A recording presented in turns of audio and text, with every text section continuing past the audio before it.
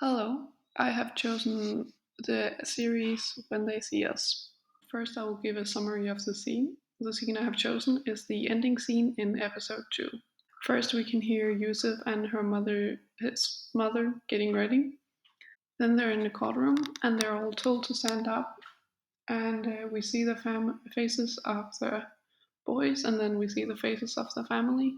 We also shortly see the lawyers. Then the man lists all the crimes they are accused of, and while he does this, it cuts between the faces of the boys and glimpses of the interrogation. The music in the background is a very deep tone. It kind of gets louder and louder, and then it stops, and the man deems them guilty, and then we hear the outrage, and that's the scene.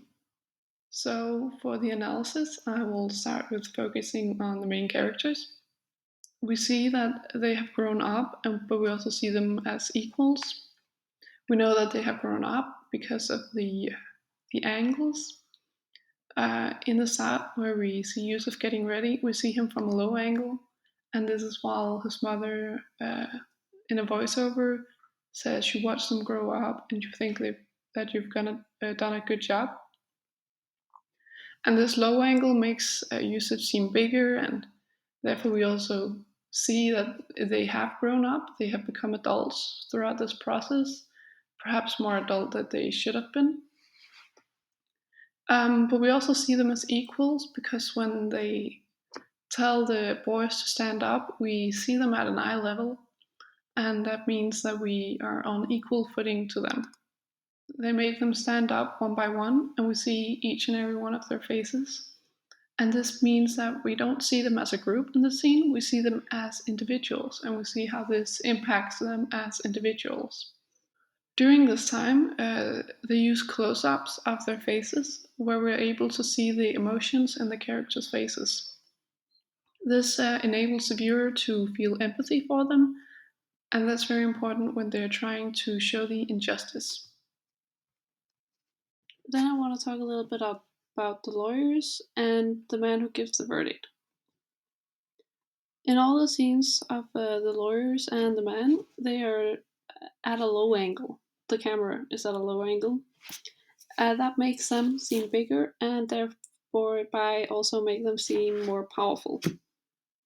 Um, this is especially more dominant because when we see them in comparison to the boys, which it cuts between the boys and the man, and then the boys and the lawyers and the man again. And the boys are at an eye level, as I mentioned before. So compared to them, they seem bigger than the boys, and that's why they seem more powerful than them. We also know that it was their intention to make the lawyer, the lady there, seem more powerful because when she was introduced to us, she was introduced as one of the best lawyers in the whole court. Then I want to talk a little bit about the cutaways during the scene, the part where he lists all the crime that they're accused of.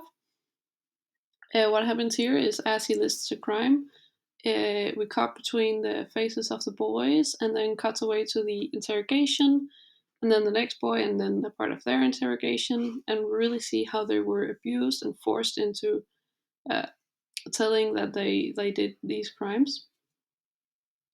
And the reason they do this is because while he lists the crimes that they're accused of, that we as a viewer know they didn't do, then it cuts between these and then the real crimes, you could say.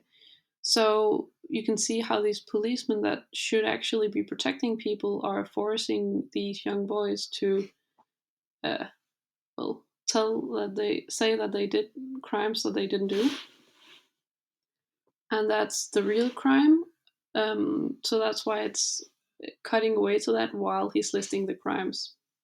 Lastly, I want to relate this movie to another movie that we've seen. The movie is The Hate You Give, in which a young boy is shot uh, by a policeman even though he didn't do anything.